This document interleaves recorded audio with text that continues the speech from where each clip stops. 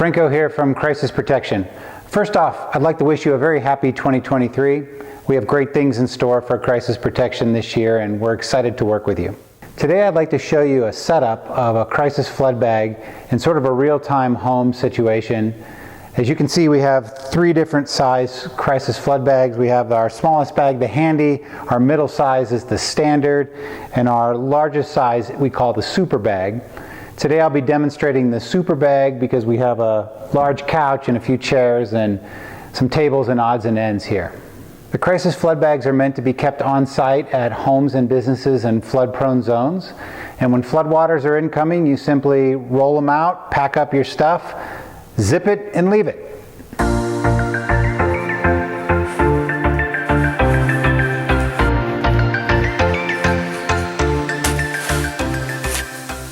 So a few things that come inside the Krisis Flood Bags. As you can see, I unrolled the super bag and pulled out the user manual, copy of the warranty, as well as this extra carrying bag. So as you might have noticed, the bag is quite compact in the shipping bag that it comes in. So once you unfold it, pack it up, it's pretty thick PVC, so it's a little bit more difficult to get that compact and back into the original travel bag. So it does come with this larger bag that makes it a lot easier to repack it.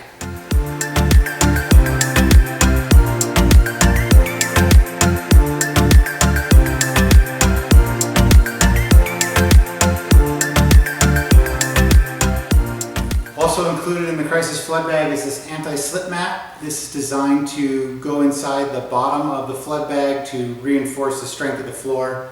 So with heavier items, it will protect the flood bag.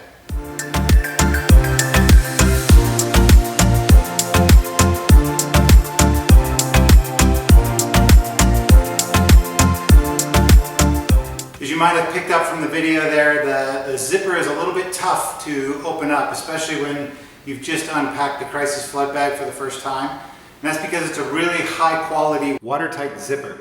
So you have to give it a little oomph in order to unzip it, but obviously not too much where you break it.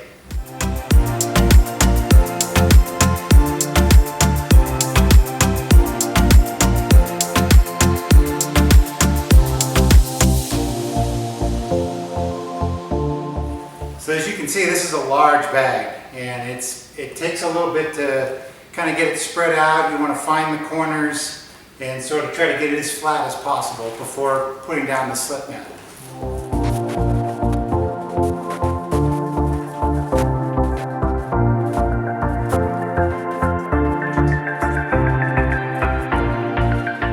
So I've just laid out the anti-slip mat inside the bottom of the Krisis Flood Bag, the super bag.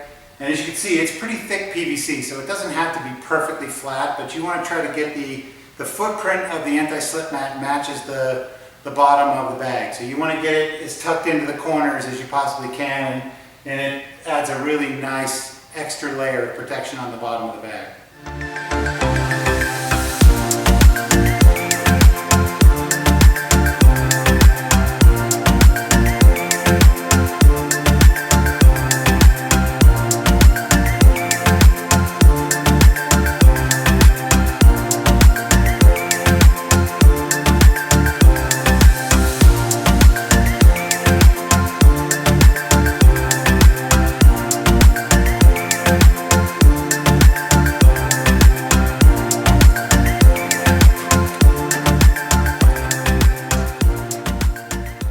So as you can see, there's a lot of furniture in here, even more than we had available in the room. We had to borrow some from the room next door.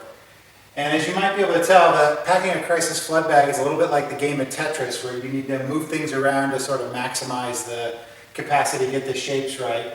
But there's still a lot of room in this bag left. As you can see, all this space under here for blankets, kitchen items, clothing, whatever you want. You can really maximize the space in these flood bags. So we're going to zip it up and show you how we completely make it watertight.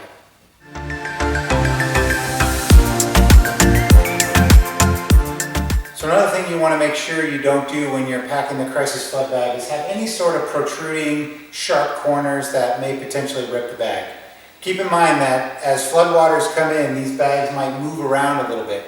They're made of this super heavy duty PVC, which is the same material they make boats and water tanks for. So it's going to float. If there's water that comes all the way to the ceiling, this bag is going to float, and so therefore things are going to move around a little bit, and that's why it's important to pack things pretty tight in here.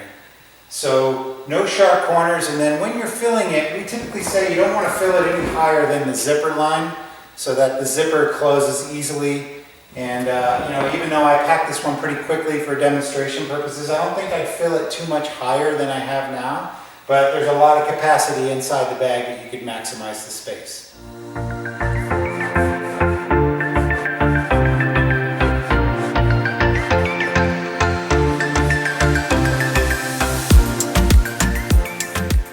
So I want to show you something real quick on the zipper. As you can see, these are really high quality watertight zippers that have reinforced seams, and they're really robust.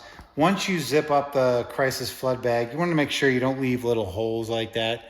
That could obviously let water in. So you just need to be able to pull it tight. And as you can see, that covered the last hole. So you'll notice on each length side of the bag, we have these carry handles that are reinforced by this heavy duty PVC. The carry handles are really to help you position the bag before you fill it up.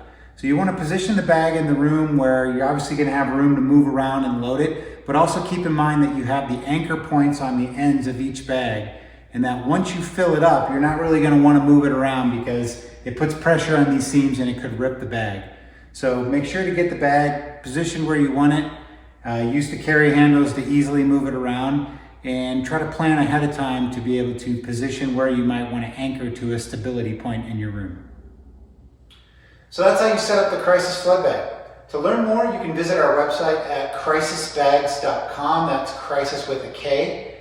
And if you scroll to the bottom of our product page, we have a bundler calculator where you can put in the square footage of your home or how many bedrooms, and that will kick out sort of a recommended bundle of bags.